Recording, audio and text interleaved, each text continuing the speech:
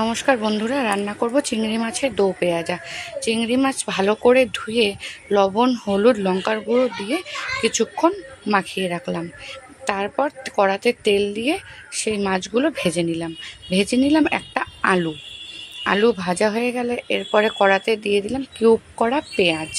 সমস্ত উপকরণ ভেজে নিয়েছি। দিয়ে দিলাম গোটা গরম মশলা, তেজপাতা, গোটা জিরে, একটা কুচনো পেঁয়াজটা একটু ভেজে নেব।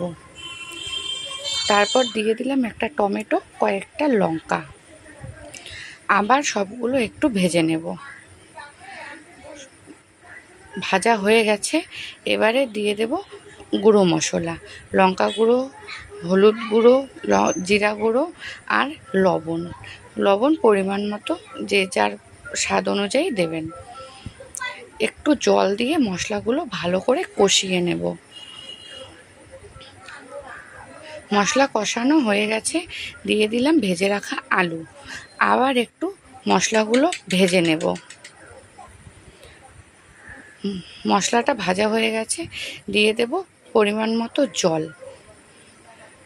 জল দিয়ে মশলাটা সব জলের সাথে মিশিয়ে দেব, দিয়ে কিছুক্ষণ হতে দেব। ঝোলটা হয়ে এসেছে, এবার দিয়ে দিলাম ভেজে রাখা চিংড়ি মাছগুলো। দিয়ে দেব কিউব করা পেঁয়াজ। যেহেতু দো পেঁয়াজা, তার জন্য পেঁয়াজটা দুরকমভাবে ব্যবহার করেছি। কুচিয়ে নিয়েছি, আবার কিউব করে নিয়েছি। ঝোলটা ফুটে এসেছে, দিয়ে দিলাম চিনি, একটু গরম মশলা। তরকারিটা আমার রেডি হয়ে গেছে। এবার তরকারিটা আমি নামিয়ে নেব। আপনারাও বাড়িতে এভাবে বানিয়ে খাবেন, দেখবেন ভালো লাগবে। রেডি হয়ে গেল চিংড়ি মাছের দো পেঁয়াজা।